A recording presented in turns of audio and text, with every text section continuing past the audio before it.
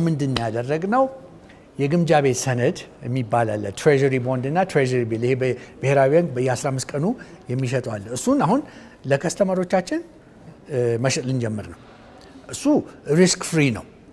እንደውም ገበያ ውስጥ ሰው ስለ ካፒታል ማርኬት እንዲማር ኮንፊደንስ እንዲኖረው ብለን በሱ ልንጀምር ነው። ምክንያቱም መንግስት ጋራንቲ የሚያደርገው ነው። ወለድ ይከፍላል፣ ኦኬ ኢንትረስት ይከፍላል። ሰው በሷ ከተላመደ አሁን ለተራው ለማንም የግምጃ ቤት ሰነድ አቬለብል አይደለም። ባንኮች ብቻ ነበሩ እስካሁን መግዛት። እኛ ስላለን ይሄ ሜካኒዝም ሲቢ ካፒታልና ሌሎችም ላይሰንስ ስለሆነን መንግስትም ደግሞ አግሬሲቭሊ ለህዝቡ ፕሮሞት እንዲደረግ ስለፈቀደ አሁን ሰው እሱንም አይነት ቅድም ያልኩት በጣም ሪስክ መውሰድ አልፈልግም ለሚል ሰው ትሬጀሪ ቢል እንሸጥለታለን።